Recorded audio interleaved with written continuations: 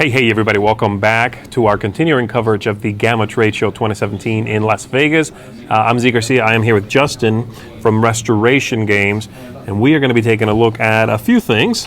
We're going to start with Stop Thief, which is right here in front of us. Justin, welcome. Thank you. Go ahead, tell me what's going on here, and before you do that, tell me a little bit about the company's purpose, the idea here. Sure. It started with this kooky idea to take these old mass market games that have been out of print from the 60s, 70s, 80s into the 90s, fix them up and bring them back for modern gamers with new mechanics and new art and things like that. There were a lot of these old games that we found that had a real interesting idea behind them, but we're sort of suffering from some of the old design ideas we had back in the day. And Stop Thief is a really good example of that. Okay.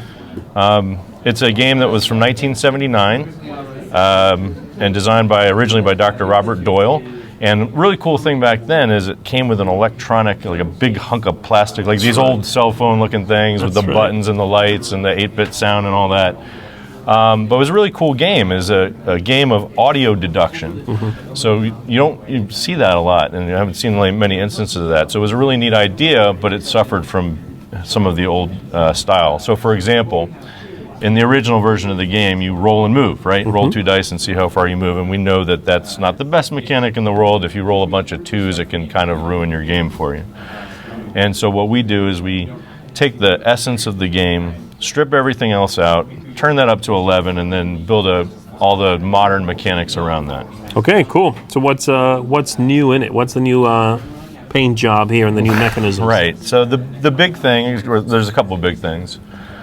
First of all, as I said, we took the roll and move mechanic out, and we replaced that with these decks. So there's 6 investigators in the game.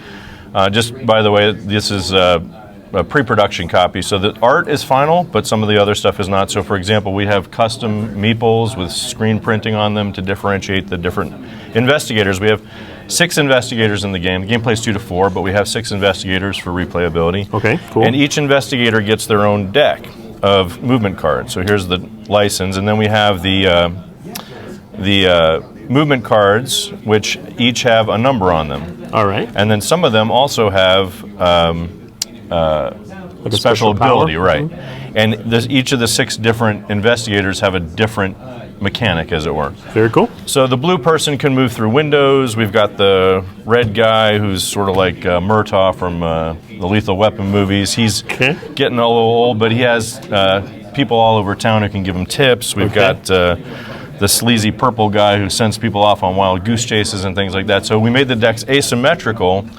and by giving each person their own deck, that solves the movement problem and gives the replayability with the special powers. Gotcha. The other really cool thing we did is the original board was just a straight-up grid. We took that and we made this sort of point-to-point system, sort of like from last Friday, similar type of feel, with these different connections. And what that let us do is give more room for the art to breathe. So our artist, fantastic artist, Roland McDonald, did the art for almost all of the game other than the cover art by John Ariosa. But we put all these little Easter eggs in here. You'll never be able to see this on video, but right here you can see 2 of our other games that were going to be on sale soon. We have a Downforce and Indulgence. Here's a copy of Pandemic Legacy over here. This is in Swinnerton's, our department store. Gotcha. Well, I know I, for one, really like little hidden bits and sort of fun little Easter eggs in artwork, so I'm sure a lot of people out there are going to feel the same way. But yeah, it's a very attractive board. Definitely clean look to it, but fun and bright, and all those little Easter eggs are going to be a blast. A ton of Easter eggs. We actually put in a few after we had the art final. We had a few more days. We actually squeezed in a few more. We managed to get an owl bear in here. It's not on this copy, but it'll be in the final copy. So Gotcha. Yeah. Gotcha. So just mechanically, give me just an elevator pitch for mechanically what's going on, just in case someone isn't familiar with the original. It's 2 to 4 players. It plays in about 30 to 45 minutes.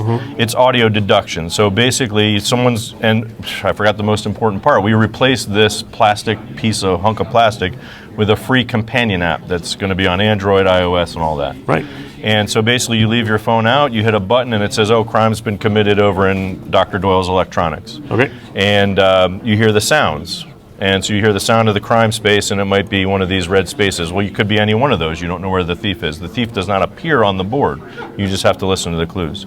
Then we hear him walking, and so we think we know, okay, he can be one of these spaces. And then we hear him go through a window. And the more sound clues we get, we can narrow down where he is. And while we're doing that, the investigators are moving along the board, and then they can go in and make the arrest. And the other thing is with the each criminal has a special ability too. Some have special abilities when they're captured that give you a reward, and then maybe have an effect where you might have to give money to an opponent or something like that. And then some have special effects while they're at large, where you have to pay to get a private tip instead of it being for free and things like that. Okay. And then basically, depending on the number of players, whoever gets to a certain amount of money wins the game. All right. Now, also, this game is currently on Kickstarter. As of yesterday. As we of launched yesterday, that's right. So if you're watching this live, this is on Kickstarter right now. Even if you're watching this after the fact, you guys are going to be on Kickstarter for, what, a month? Yeah, about 28 days. Okay, yeah, okay. So there you go. Stop Thief from Restoration Games on Kickstarter right now. And you got a couple of other games, which are coming later on, and we're just going to take a quick look at these. Yeah. So not a lot of setup for those. Yeah, tell us about that. This game and the other two will be officially be released at Gen Con this year. Okay. This one we're doing the Kickstarter, but all 3 games will be available on Gen Con. Okay. So this game is Downforce, which is it better I put it here or face up this way? No, yeah, facing us is good. Yeah. So Downforce is original Wolfgang Kramer design. That's actually one of his first original designs. Was a simple racing game without a theme. And then it's been redone like 8-10 times since then, including Top Race. 1986 was recommended for the Spiel des Jahres. Okay. So we brought it back, and really we just really ramped up the art. It's never had a gorgeous looking version, and we really wanted to do that. So we put in some amazing art. Tavis Coburn did some of the art. And we also added some player powers there too to give it a little replayability. We have a huge, gorgeous, double-sided board with 2 different tracks. One's a little mean, one's a little loosey-goosey. Cool. And it's a quick little card game where you're sort of just playing your cards in the right order to win. All right. And then we have our last one is Indulgence, which is a restoration of Dragon Master, which is a trick-taking game from 1982. Some of you might remember had the cool interlocking gems. Right, right. Well, you kept a little bit of motif here with the cover of the original. We really wanted to, and that's what we do with all these games. They're sort of homages to the original games, and so one of the things we wanted to do was keep some of that original graphic design to pay homage to it. Same, just like we do with the gameplay. Yeah. I like that you picked up on that. And then instead of doing the cool thing, instead of doing the interlocking gems, which they reused those gems in quite a few games back in the day. But what we wanted to do, so we have some cool little crystals. I don't want to show too much, but we do have some cool little crystals, gems and coins and things like that. But it also comes with, I don't know if you can see, an actual legit ring. Whoa. That is a real ring. It is a legit ring. It is bling bling in exactly. this box. So when you dump that out on the table, there's a lot of bling on the table. All right, cool. And this one only MSRP is for $19. So it's a lot of game in the box and a lot of bling for that price. All right. So all of these available at Gen Con from Restoration Games. Justin, good talking to you, my friend. Thank you very much. Thank you very much. And thanks everybody for tuning in. We'll see you real soon. Thanks.